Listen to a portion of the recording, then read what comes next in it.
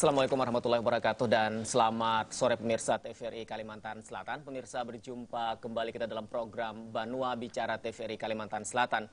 Pemirsa, kalau kita bicara pandemi COVID-19, sesungguhnya bagaimana kemudian dampak pandemi COVID-19 memukul hampir semua kehidupan kita, dan bagaimana kemudian sampai hari ini pula pandemi COVID-19 belum selesai, belum berakhir. Dan dalam kaitan itu juga misalnya bagaimana kalau kita kaitkan dengan kondisi pendidikan, bagaimana kemudian kebijakan pendidikan harus kita lakukan, ada banyak hal yang kemudian juga terdampak kalau kita bicara soal pandemi COVID-19 hari ini. Baik, pada kesempatan sore hari ini dalam Banua Bicara kita akan bicara soal terkait dengan bagaimana sekolah di tengah pandemi COVID-19 saat ini. Baik, untuk membahas sudah hadir dua orang narasumber kita. Yang pertama ada Ketua Komisi 4 DPRD Provinsi Kalimantan Selatan, Muhammad Lutfi Saifuddin. Assalamualaikum, Bang Lutfi. Waalaikumsalam warahmatullahi wabarakatuh. Salam sehat, salam sejahtera untuk kita semua. Baik, kabar baik sore hari ini? Alhamdulillah sehat. Baik, terima kasih Bang Lutfi. Kemudian juga hadir Ketua Harian Dewan Pimpinan Pusat Ikatan Guru Indonesia atau IGI, ada Pak Gusti Suryan. Assalamualaikum Pak Gusti. Waalaikumsalam warahmatullahi wabarakatuh. Kabar baik juga sore hari ini? Alhamdulillah. Baik, terima kasih Pak Gusti Suryan, Bang Lutfi sudah hadir di studio kami, dan pemirsa TVRI Kalimantan Selatan. Seperti biasa kami juga membuka line telepon di 327-2207 untuk Anda yang berada di Kota Banjarmasin, atau di 0511-327-2208 untuk Anda yang berada di luar Kota Banjarmasin. Tema kita, bahasan kita dalam Banua Bicara pada kesempatan sore hari ini terkait dengan sekolah di tengah pandemi COVID-19. Baik, pertama saya ke Bang Lutfi. Bang Lutfi, pandemi COVID-19 belum selesai. Bagaimana kemudian pendidikan kita juga menjadi salah satu yang kemudian terpukul, terdampak. Bagaimana belajar di rumah kemudian harus diperpanjang.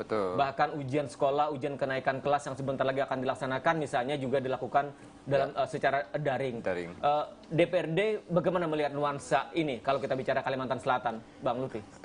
Kami melihat bahwa ada kejenuhan sebetulnya ya di siswa-siswa anak-anak kita, bahwa sejak 2 bulan 3 bulan terakhir ini mereka harus melakukan pembelajaran di rumah. Tentu saja pembelajaran di rumah ini berbeda dengan mereka belajar seperti biasa di sekolah. Ya inilah mungkin yang perlu kita ada terobosan-terobosan ya yang dilakukan oleh pihak dinas pendidikan untuk menjaga semangat para siswa ini agar terus mereka walaupun belajar di rumah, tapi mutu pendidikan, semangat mereka untuk belajar ini harus terus dipertahankan. Jadi apalagi untuk pembelajaran di rumah ini kan nampaknya akan masih panjang akan dilaksanakan di Indonesia. Oleh karena itu mungkin persiapan perbaikan evaluasi dan ini harus kita lakukan seperti itu. Artinya bayangan kita ini tidak akan berakhir cepat, artinya kemudian tidak akan kembali normal dalam waktu dekat ini. Maka kemudian ada space waktu yang panjang yang kemudian juga sekali lagi Dinas Pendidikan harus betul-betul siap untuk ini. Betul. Siswa-siswa kita ini adalah merupakan generasi muda kita ya. Justru mereka lah yang harus kita jaga agar mereka ini tidak sampai menjadi korban oleh COVID ini. Ini harus kita betul-betul pastikan agar pandemi ini betul-betul sudah aman, baru bisa mereka kita sekolahkan kembali seperti normal. Pembelajaran jarak jauh, PJJ ya, pelajaran jarak jauh itu kan 60%. Kemudian juga untuk mensiasati itu kan, itu diperlukan mungkin pelatihan buat guru-guru kita. Nah, terlepas dari itu semua, sebenarnya ada hal yang sangat menarik sebenarnya. Apa yang disampaikan Pak Lutfi tadi kan, pendidikan di rumah harus bisa membuat sebuah pendidikan dalam hal pendidikan yang sangat menyenangkan. Ini kan sesuai dengan edaran lagi Pak Menteri juga edaran Pak Menteri sebenarnya salah satunya pendidikan untuk di rumah itu diharapkan pendidikannya mengarah kepada di edaran nomor 4 tahun 2020 itu ya. Nomor itu pendidikan itu fokus untuk kecakapan hidup, kemudian juga fokus untuk pendidikan yang lebih bermakna dalam konteks ini. Pendidikan itu tidak sekarang ada istilahnya, namanya itu kalau di pendidikan di rencana pembelajaran itu tuntas. Harus menuntaskan. Harus tuntas pembelajaran. Itu tidak fokus di sana. Artinya bagaimana pendidikan itu bisa bermakna, bisa memahami dengan kondisi stakeholder di lingkungan. Jadi itu ukurannya. Dalam artian pendidikan itu memahami kondisi COVID juga kan. Akhirnya di sana, mohon maaf kalau seandainya wabah ini semakin masih panjang, anak sudah terbiasa. Anak sudah terbiasa dengan wabah seperti ini, dan anak bisa menyikapinya. Artinya kalau kita bicara tentang ketuntasan pendidikan, tidak semata bicara soal apa yang harus disampaikan, bukan apa yang disampaikan selesai, tidak? Betul. Jadi jangan bicara ketuntasan. Karena tatkala bicara ketuntasan, nah ini yang guru-guru kita banyak terjebak di sana. Dia bikin tugas, seperti LKS. Yang akhirnya kemudian yang dirasakan murid adalah ketika belajar di rumah, justru bebannya menjadi lebih besar. Beban lebih sangat membosankan. Jenuh ya. Sangat menjenuhkan. Sebenarnya contoh ya, saya beri contoh. Mungkin ada di materi Pak, ada di materi kita kan di pendidikan agama itu kan takjiah. Itu bagaimana seorang guru bisa memformat. Artinya apa? Ada sebuah pertanyaan ke siswa kita, bagaimana pada saat seandainya ada tetangga Anda meninggal karena COVID, bagaimana sikap Anda kan? Nah ini kita memberikan sebuah pola pikir ke anak itu kan. Pola pikir seperti ini. Mungkin dia mencari literatur, referensi seperti apa. Contoh aja, Sayyidina Umar dulu pernah tidak melakukan hukuman potong tangan pada saat penceklik, pencuri itu kan. Artinya pada saat silaturahmi, takjiah bisa tidak jalan, pada saat kondisi wabah itu kan. Nah ini untuk pola berpikir anak-anak kita kan. Jadi sebenarnya kita berharap Bapak Ibu guru kita jangan terfokus untuk ingin menuntaskan yang ada di rencana pembelajaran. Sesuaikan aja dengan kondisi sosial, kondisi pandemik itu sendiri kan. Kemudian bagaimana pembelajaran itu nanti bisa menjadikan anak itu cakap, anak itu mandiri, ya kan.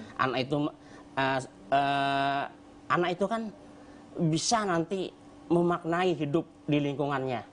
Nah ini yang kita harapkan di pendidikan itu sendiri kan. Itu harusnya menjadi tujuan penting yang kemudian dipahami oleh para pengajar kita, para guru-guru kita. Betul.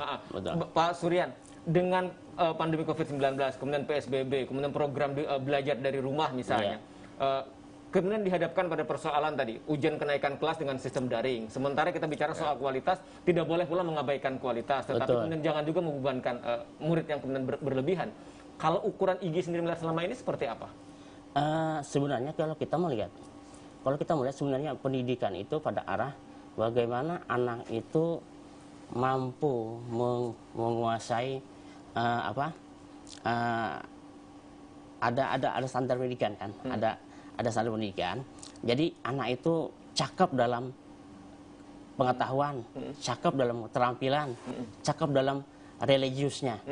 Nah itu yang kita pahami di sana. Tapi itu dipahami semua guru tidak? Dan itu memang udah ada di standar rencana pembelajaran, udah ada seperti itu. Dan itu memang sudah standar kita sebenarnya di pendidikan nasional kita. Dan ini yang seharusnya menjadi sebuah acuan. Jadi janganlah bicara kognitif, pengetahuan aja, kemampuan, bukan. Bagaimana peningkatan religiusnya, nanti akhlaknya, akhlakul karimahnya, dia peka dengan lingkungan, dia peka dengan alam. Itu yang diharapkan sebenarnya. Baik, saya kembali ke Bang Lutfi. Bang Lutfi, sekarang misalnya juga menjadi menarik diskusinya soal kapan sekolah akan kemudian dibuka kembali. Ada kemudian memberikan gambaran di bulan tahun ajaran baru akan masuk kembali, tapi ada pula misalnya kemungkinannya adalah tahun ajaran baru tetap menggunakan sistem daring, belajar dari rumah misalnya. Catatan DPRD seperti apa? Kalau kemudian pandemi belum selesai, kemudian tentu kan bagaimana pembatasan sosial, physical distancing, kemudian protokol kesehatan tentu tidak mudah itu diterapkan di dalam dunia pendidikan kita, Bang Lutfi. Betul, kami melihatnya bahwa selagi pandemi ini masih ada ya, walau ini pembelajaran di rumah ini semestinya tidak bisa kita selesai, harus terus kita lakukan di rumah. Kenapa? Kita mungkin ketahui lingkungan sekolah ini lingkungan yang sangat namanya juga anak-anak ya. otomatis pastinya banyak sekali mereka di luar, di dalam kelas atau di luar kelas itu banyak canda dan sebagainya. Akan sulit bagi mereka untuk melakukan physical distancing. Nah, apalagi kalau anak-anak yang tingkatan PAUD, SD, ya sekolah dasar. Kalau memang yang sudah SMA dan mungkin tingkatan mahasiswa mungkin mereka sudah mengerti paham. Tapi untuk anak-anak yang sekolah dasar ini akan sangat sulit. Nah, seperti itu.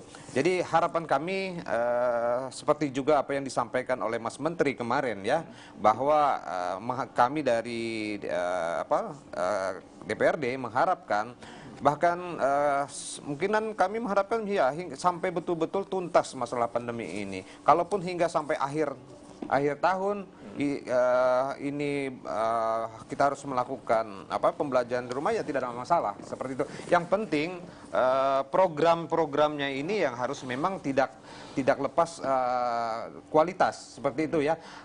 Bahkan mungkin kesempatan belajar di rumah ini kita bisa lebih meningkatkan pendidikan karakter anak-anak kita.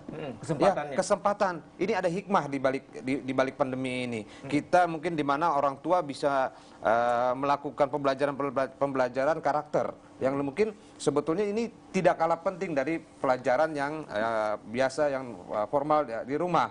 Seperti ketahui bahwa pendidikan kita arahnya bukan hanya kepada iptek, ilmu pengetahuan, tapi imtak, iman dan takwa. Nah, inilah kesempatan.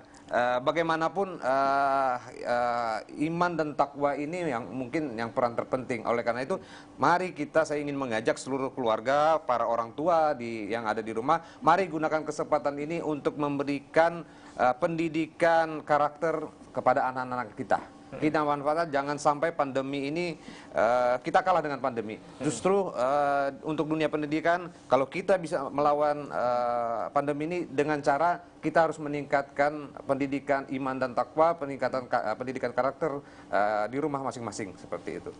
Ya, artinya Bang Lutfi, kalau kita bicara terkait dengan tahun ajaran baru nanti, maka pilihannya kalau kemudian ini belum selesai pandemi, maka pilihannya tetap bagaimana belajar di rumah harus tetap kita lakukan. Ya, saya setuju. Kalau selagi pandemi ini belum berakhir, anak-anak kita harus kita jaga betul, jangan sampai mereka ikut terpapar. Bagaimanapun mereka ini adalah generasi penerus bangsa kita yang harus kita selamatkan gitu. Kalau generasi muda kita ini terpapar, ya gimana kita nanti menghadapi masa-masa depan yang akan datang gitu. Baik, saya kembali ke Pak Gusti Suryan. Pak Gusti Suryan melanjutkan soal tahun ajaran baru, kemudian kemungkinan kita akan memulai sekolah itu normal kembali misalnya. Pilihannya kalau menurut Igi, kita bagusnya seperti apa? Baiknya kita ke depan seperti apa? Sebenarnya kalau Igi sih pilihannya lebih mengarah kepada tahun ajaran baru itu di tahun 2021 sebenarnya. Januari 2021. Karena biar lebih fokus pada saat tadi disampaikan bahwa kondisi mohon maaf guru kita disampaikan oleh PLT Dirjen Diktasmen tersebut 60% kurang siap pendidikan jarak jauh itu kan. Jadi kita berharap pemerintah benahi itu. Jadi ada space waktu 6 bulan untuk kemudian kita meningkatkan kualitas guru kita. Kemudian juga kalau kita lihat juga dari hasil penelitian Ikatan Dokter Indonesia ya, itu untuk anak-anak kita yang terpapar itu kan terpapar yang PDP 3.324. Kemudian yang meninggal di PDP itu 129.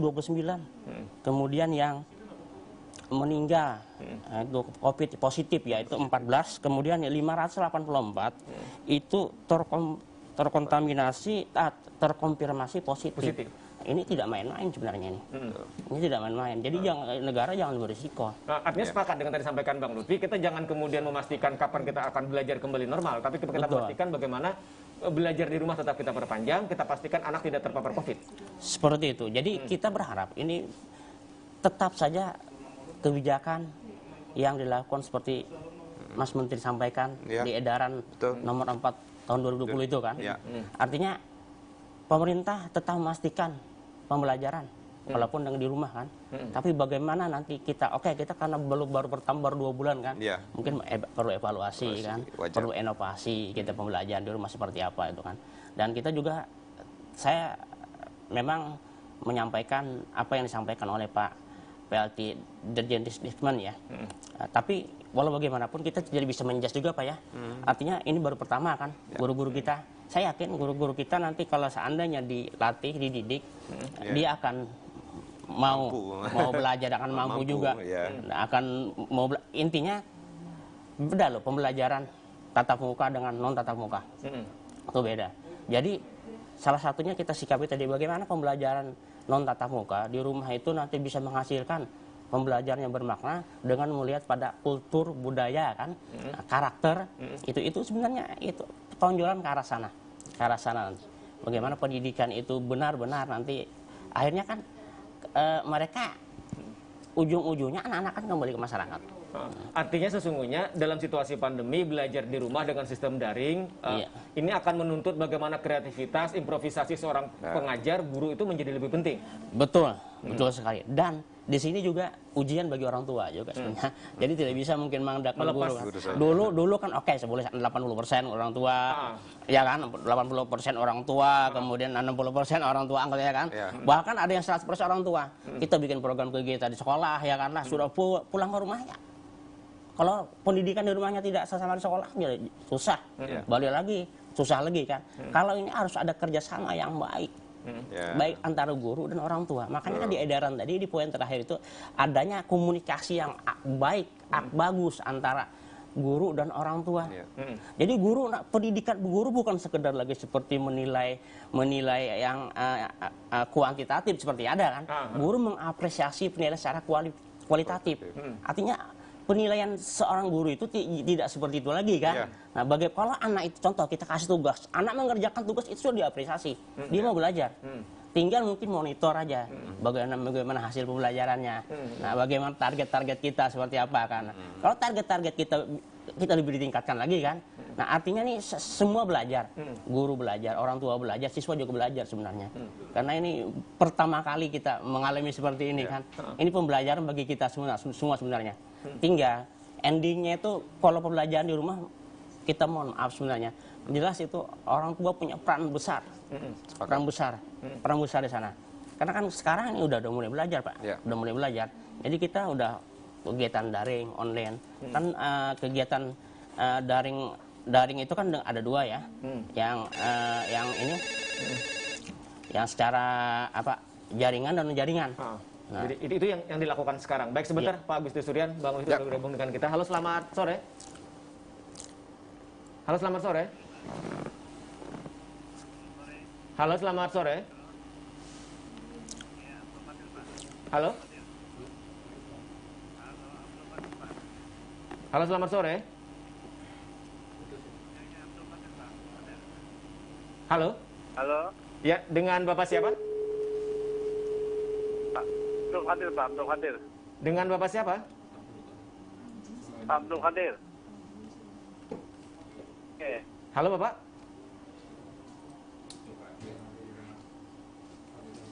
Pak Abdul Qadir. Pak Abdul Qadir. Ya, silakan Pak Abdul Qadir. Assalamualaikum warahmatullahi wabarakatuh. Waalaikumsalam warahmatullahi wabarakatuh. Begini Pak ya, ini sebuah lembaga masyarakat. Sudah beberapa bulan ini mengalami pembelajaran di rumah. Namun kendalanya Pak ya, ini HP orang tua itu banyak yang masih belum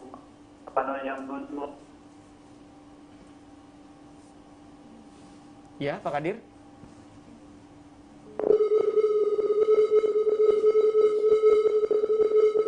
Halo. Halo Pak. Halo Pak Abdul Qadir. Halo, putus? Atau masih tersambung Pak Abdul Qadir? Halo. Sepertinya Pak. Ya, baik. Kita terputus dengan Pak Abdul Qadir. Kami masih tunggu Anda di 327-2207 atau di 0511-327. Ya, Pak Kadir. Kita tersambung, Pak. Oh ya, silakan Pak Kadir. Ya. Silakan Pak. Jadi kesimpulannya Pak, kendalanya HP orang tua ini masih belum belum menguasai SDM-nya. Sehingga kendalanya dalam pembelajaran e-learning ini pemantauan ini kurang efektif, Pak. Jadi kami masyarakat ini untuk hubungan dengan orang tua itu agak sulit.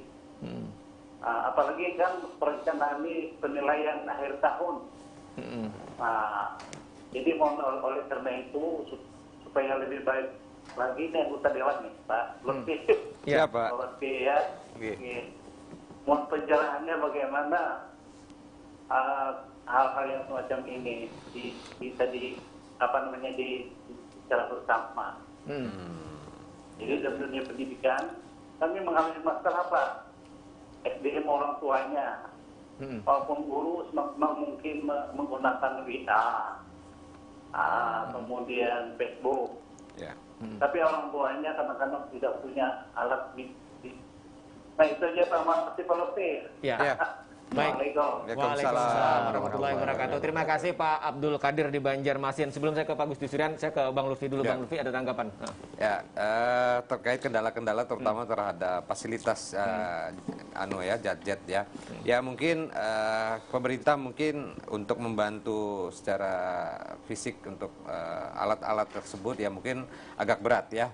Mungkin solusinya mungkin kita bisa tidak mungkin lah, mungkin dalam satu rumah kalaupun ada tetangga atau apa atau dari pihak RT atau sebagainya itu pada jam-jam tertentu itu bisa menggunakan gadget yang ada yang tersedia di sana lah seperti itu ya. Saya pikir ya peran juga orang tua di sini yang kita tidak perlukan gitu. Jadi memang betul gotong royong antar masyarakat ini betul harus betul-betul ditumbuh kembangkan. Kita menyadari bahwa tidak semua keluarga yang mempunyai fasilitas daring ya, pembelajaran daring. Karena itu mungkin melalui tetangga atau apa ya, ini kami mengharapkan, menghimbau. Marilah kita sama-sama di lingkungan masing-masing ini berperan membantu anak-anak kita dalam proses pembelajaran seperti itu. Karena ini baru dan kita baru beradaptasi, maka mau tidak mau kita harus kemudian menyesuaikan. Ya, betul sekali. Padahal kita ketahui bahwa sebetulnya pandemi ini banyak hikmahnya juga ya. Kita menyadarkan di dunia pendidikan bagaimana kita mempersiapkan generasi muda kita dalam menghadapi era industri 4.0 yang mana semuanya nanti berbentuk digital, semua berbentuk teknologi informatika. Ini kesempatan kita sebetulnya. Jadi mungkin arah program pembangunan pemerintah pun sejak saat ini harus mengarah fokus kepada pembelajaran yang mengedepankan teknologi informatika. Nah, mungkin harapan kami seperti tadi Pak, di 2021 anggaran, saat ini anggaran kita mungkin masih terbatas, tapi nanti kami memohon kepada pemerintah daerah, dimanapun pemerintah daerahnya, ini bisa menganggarkan lebih lagi untuk siswa-siswa kita menghadapi era industri 4.0. Jadi apalagi nanti bonus demografi ini kan mungkin 5-10 tahun lagi sudah akan masuk kita. 2030. Nah, mungkin harus kita persiapkan pada sejak saat ini. Yang mana nanti kita takutkan bahwa generasi-generasi muda kita ini tidak bisa bersaing. Akan lebih banyak nanti pengangguran kalau mereka tidak bisa mengikuti perkembangan zaman era industri 4.0. Nah, inilah kesempatan kita. Ini kesempatan, ini momentumnya. Bagaimana kemudian kita harus bersiap. Baik, sebentar dan bergabung dengan kita kembali. Halo, selamat sore. Halo Pak, selamat sore Pak. Assalamualaikum. Waalaikumsalam. Dengan Bapak siapa? Saya dari Martapura Pak. Nama saya Supian Sadarham. Silakan Pak Supian Sadarham. Saya ingin ke Pak anggota DPR di Provinsi Kalimantan Selatan. Siap. Saya ingin minta dukungan Bapak sebagai anggota DPR Provinsi Kalimantan Selatan. Kita sepakat ini pandemi dan kita juga bersepakat bahwa ini adalah musibah. Tolong Bapak komunikasi dengan Dinas Pendidikan Provinsi Kalimantan Selatan untuk tahun ini anak-anak tetap kita minta untuk belajar di rumah dulu Pak. Siap. Karena apa? Fasilitas di sekolah itu belum menunjang Pak. Contoh dulu kelas itu untuk satu kelas anak itu kan 25 orang. Kalau kita pakai kesehatan itu cuma tinggal 10. sekolah harus menambah lagi Pak kelas. Kemudian sarana prasarana belum siap pasti Pak di sekolah. Ya Pak, ini Pak pasti nggak siap. Alatnya anggaran di sekolah tidak ada. Untuk beli alat itu Pak, kecuali nanti dianggarkan. Itu Pak, untuk sarana prasarana sekolah itu pasti tidak bisa terakomodir semua Pak. Jadi sekali lagi saya sebagai anak saya juga sekolah masih di SMP, mohon didorong Pak untuk tidak belajar di sekolah dulu. Untuk tidak belajar di sekolah, sebab apa? Ini tidak ada jaminan dari pemerintah Pak. Seperti itu Pak. Jadi kita minta Bapak sebagai anggota DPR, tolong didorong dulu Dinas Pendidikan Provinsi Kalimantan Selatan untuk tidak belajar secara online dulu Pak. Seperti itu Pak, terima kasih. Assalamualaikum warahmatullahi wabarakatuh. Waalaikumsalam warahmatullahi wabarakatuh. Terima kasih Pak Supiansah Darham di Martapura. Saya kembali ke Bang Lutfi. Bang Lutfi, ini kan salah satu tadi. Mungkin langsung ditanggapi, artinya kemudian bagaimana memastikan koordinasi di DPRD dengan Dinas Pendidikan, memastikan bahwa kita tidak usah coba-coba dulu lah. Kita pastikan bahwa sekolah kita juga hari ini kan juga belum semua siap untuk physical distancing, kemudian penyediaan cuci tangan dan segala macam. Kami sangat setuju sekali dari apa yang disampaikan Bapak dari Martapura tadi ya. Memang saat ini kondisi kita, yang kondisi normal pun sebetulnya sarana prasarana kita masih kurang. Apalagi ya kalau sekolah itu mengharuskan menggunakan protokol COVID-19, ini sangat tidak mungkin kita bisa melaksanakan physical distancing. Ya, ini sama sekali. Nah, oleh karena itu kami dalam setiap kesempatan dengan gugus tugas selalu menyampaikan bahwa pembelajaran di sekolah di rumah ini belum bisa kita hentikan. Harus terus kita laksanakan di sana. Oleh karena itu makanya kami juga kemarin itu sudah memberikan rekomendasi secara resmi bahwa untuk menunjang pembelajaran di rumah ini, pemerintah provinsi harus bisa memberikan bantuan internet pendidikan, yang mana seperti kita ketahui sesuai dengan Perpres Presiden kemarin, seluruh anggaran di APBD itu 50% harus dialihkan ke dana gugus tugas, dana COVID. Nah, termasuk dana pendidikan, yang mana sebetulnya dana pendidikan ini yang diamanatkan oleh Undang-Undang Pendidikan kita itu kan 20%, minimal 20% di APBD. Ya, saya belum mengetahui ini yang berapa persen sebetulnya yang sudah ditarik ke gugus tugas. Yang jelas secara nominal kemarin kami mengalokkan RDP untuk urusan fungsi pendidikan yang di Kalimantan Selatan ini sudah sekitar 88 miliar. Anggaran pendidikan di Kalimantan Selatan ini ditarik untuk gugus tugas. Yang refocusing anggaran itu? Iya, refocusing anggaran baik, itu. sebentar Bang Lutfi bergabung dengan kita kembali. Halo, selamat sore. Halo, selamat sore. Halo, selamat sore. Ya, dengan Bapak siapa? Dengan Ibu Ida. Ibu Ida, oke, baik. Maaf, silakan Ibu Ida. Begini, kalau jam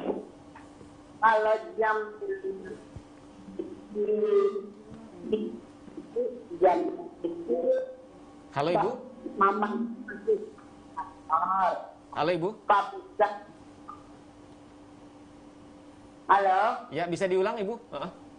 Nah, kan jam siaran untuk pelajar anak SD itu SD atau ini waktu membayar Kurang jelas ya. aktor apa bisa? Halo Ibu. Bisa jamnya itu supaya orang tua itu selalu sibuk di kantor. Jam bagaimananya Ibu? Mungkin bisa diulang? Ya, halo. Pelajaran SD SMP. Supaya orang tuanya yang selalu terkait dengan belajar di rumah. ya. Ya, baik. Biasanya yang itu yang orang tuanya. Iya. Bisakah setiap pelajaran tentang sesuai tidak begitu kantor jam. Soalnya kalau naik itu. Baik Ibu Ida. Ya. Supaya biar baik. Ya, baik Ibu Ida. Kita ada sedikit gangguan di jalur komunikasi kita, tapi kita sedikit sudah bisa tangkap terkait dengan apa yang Ibu sampaikan. Terima kasih Ibu Ida di Banjarmasin.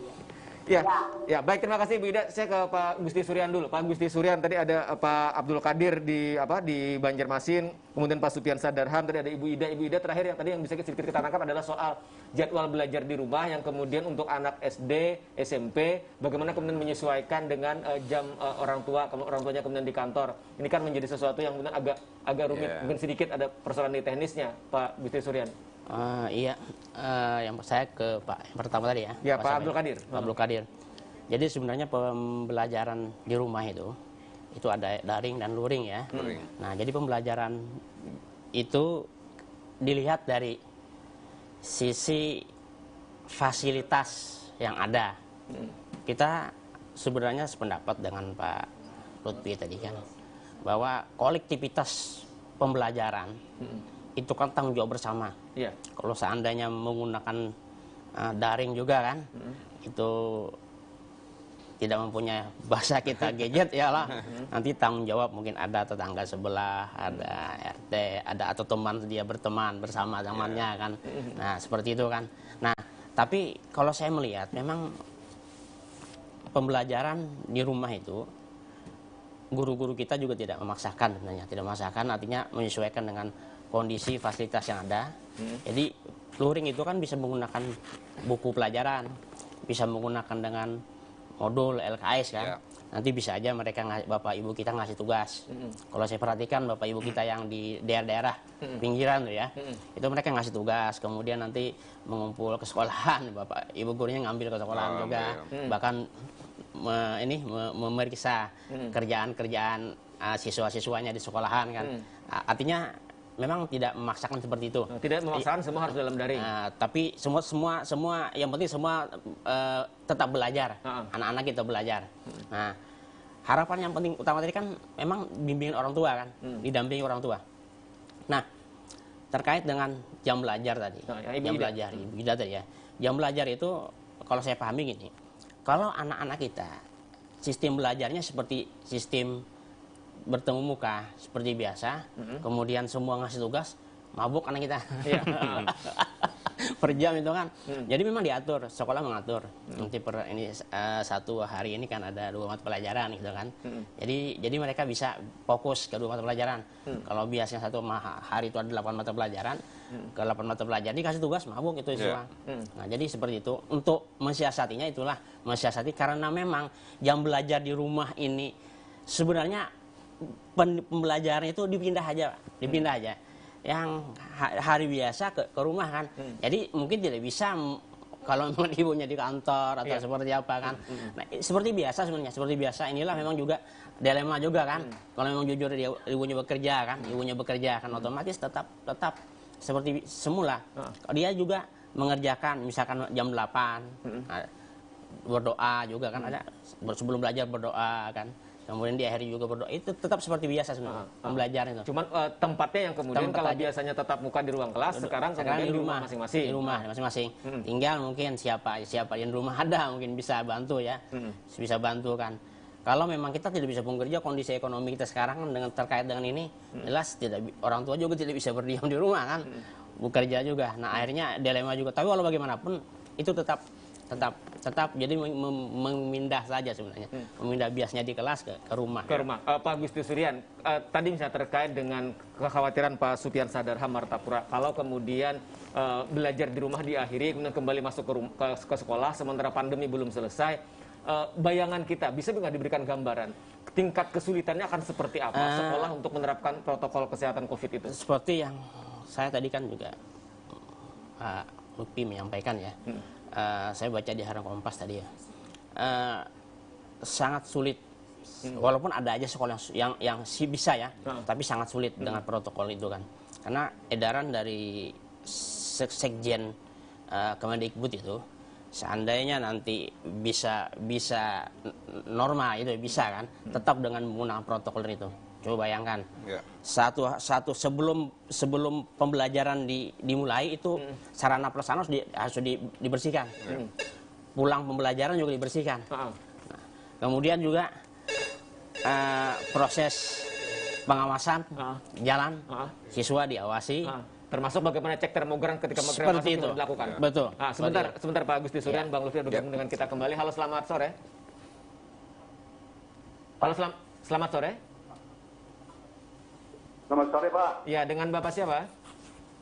Ahmad. Pak Ahmad. Silakan Pak Ahmad.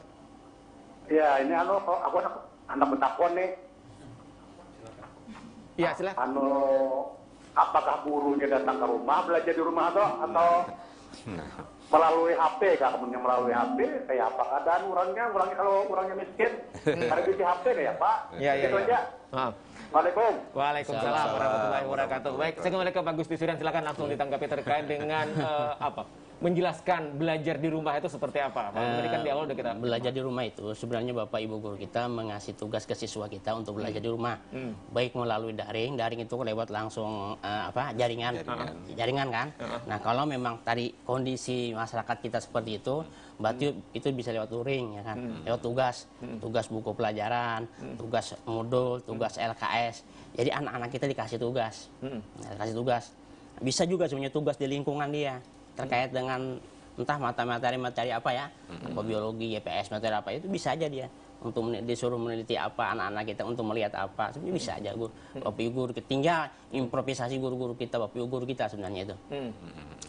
Jadi termasuk tadi mensiasati ketika misalnya jaringan sulit atau kemudian komunikasi dengan anak muridnya susah, bisa jadi ketika guru memberikan tugas, nanti guru yang akan menjemput jawaban tugas itu. Nanti siswa nanti mengantar tugas ke sekolah, nanti guru ngambil, gitu kan? Nanti dia ngantar tugasnya, terus dikerjakan diantar sekolah kumpul. Nanti bapak ibu guru kita kan mengoreksi di sekolah, atau dibawa ke rumah. Tapi biasanya rata-rata guru kita mengoreksi di sekolah. Dikoreksi sekolah hasil kerjaan sesuai kita, tugas-tugas siswa kita dikoreksi bapak ibu guru kita.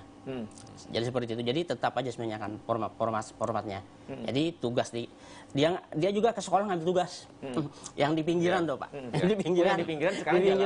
Di pinggiran itu kan dia saya perhatikan ya. Ternyata bagus juga bapak guru kita. Anak siswanya dipanggil, ini ada tugas. Nah, tugas misalkan buku atau modul atau LKS, kerjakan ini, belajar ini, kerjakan ini kan. Nah, jadi dia ngambil tugas ke sekolah, dikerjakan, kemudian hari ditentukan dia ngantar tugas lagi.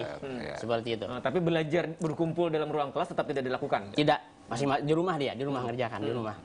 Ngerjakan tugas. Baik, saya kembali ke Bang Lutfi. Bang Lutfi, artinya kemudian bayangan kita ketika bicara pendidikan belajar di rumah, kemudian pandemi COVID-19 yang belum selesai, sesungguhnya kan tidak sederhana. Ada banyak hal-hal rumit yang harus kita lakukan, yang harus diperhatikan oleh pemerintah, oleh DPRD bersama-sama agar kita memastikan bahwa pandemi pendidikan tetap belajar, kualitas tetap terjaga. Ada banyak hal yang harus disiapkan oleh pemerintah. Sekali lagi, bagaimana DPRD melakukan fungsi kontrolnya, memastikan bahwa hak pendidikan bisa tetap berjalan dengan baik, kemudian memastikan kesehatan masyarakat para siswa kita tidak terpapar COVID. Terkait itu kemarin kami sudah mempertanyakan ya berapa anggaran dari anggaran pendidikan yang ada di APBD Kalsel 2020 ini yang direalokasi untuk anggaran COVID. Ya, kami mengharapkan bahwa anggaran tersebut juga dikembalikan ke dunia pendidikan.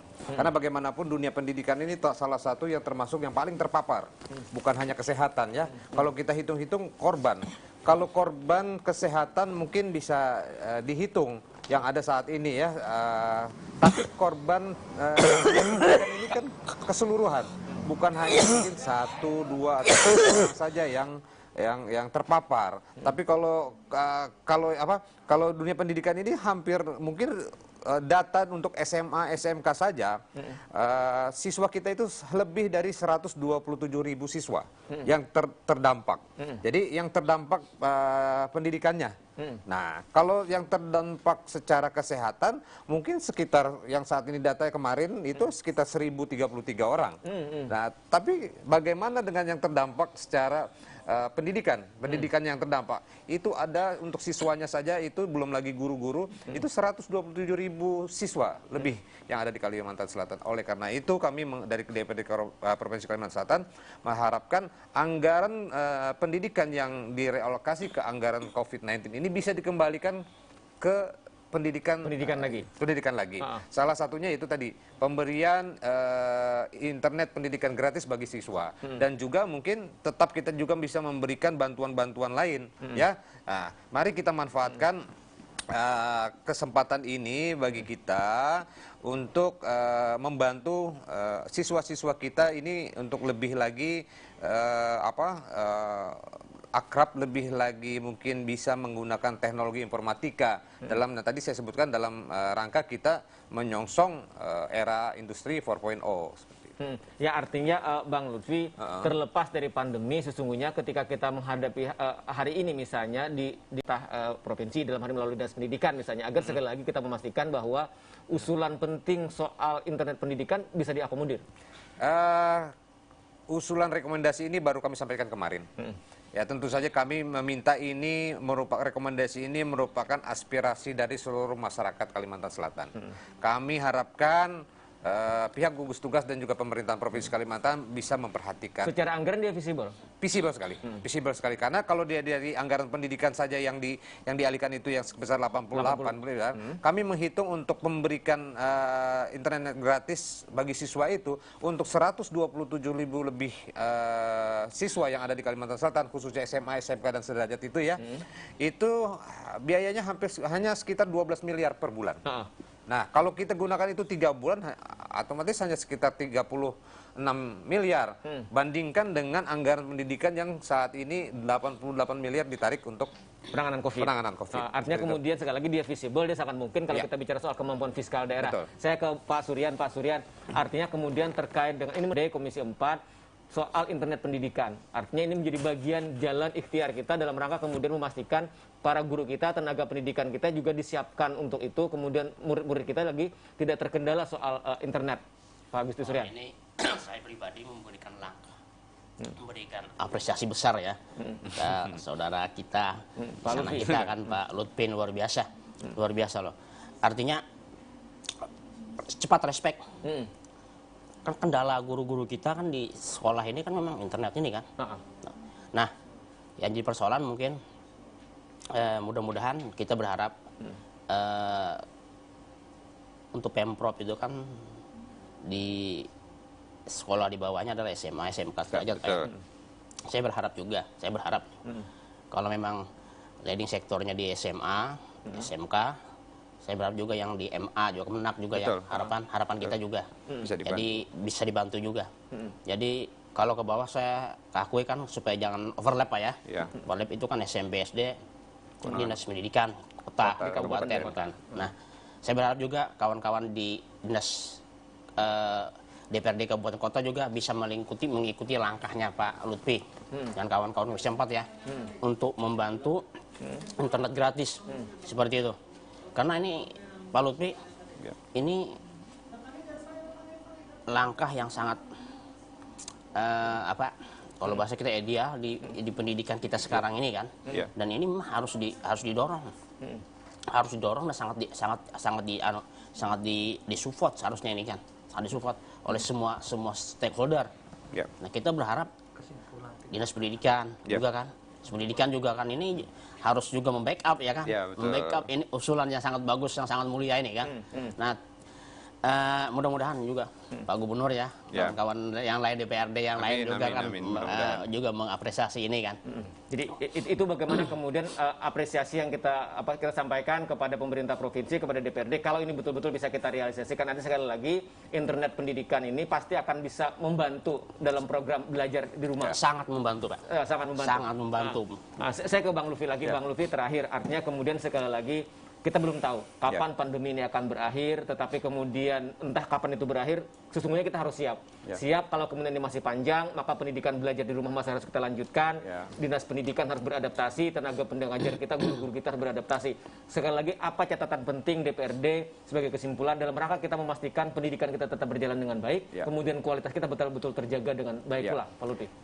Intinya bahwa kebijakan pembelajaran di rumah ini harus diikuti oleh juga program-program yang sudah disiapkan oleh pemerintah dan juga sarana prasarananya juga harus disiapkan. Jadi komitmen dari pemerintah yang kita tunggu, bagaimana kita menyelamatkan generasi-generasi muda kita yang dari pandemi ini. Jangan sampai kualitas pendidikan kita ini juga terpengaruh ya, terpapar oleh adanya pandemi. Bahkan kami mengharapkan bahwa semangat kita untuk melakukan pembelajaran pendidikan karakter di rumah ini sedahsyat pandemi virus juga. Nah, mari kita pandemikan semangat belajar di rumah ini di lingkungan kita semuanya. Itu yang penting. Artinya bahwa pandemi COVID-19 adalah masalah, problem, tetapi kita berharap pula ada hikmah di balik pandemi ini. Sekali. Bagaimana kemudian pendidikan kita tetap berjalan dengan baik, kualitas kita tetap juga berjalan dengan baik pula. Baik, terima kasih Bang Lutfi Saifuddin, Ketua Komisi 4 DPRD Provinsi Kalimantan Selatan, Pak Gusti Suryan, Ketua Harian DPP Ikatan Guru Indonesia, atas waktunya pada kesempatan sore hari ini. Kita berharap pandemi segera berakhir, pendidikan kita berjalan dengan normal kembali. Baik pemirsa TVRI Kalimantan Selatan, demikian tuntas sudah kebersamaan kita dalam Banua Bicara pada kesempatan sore hari ini terkait dengan bagaimana adaptasi pendidikan di tengah pandemi COVID-19. Terima kasih perhatian dan kebersamaan Anda. Selamat sore dan wassalamualaikum warahmatullahi wabarakatuh.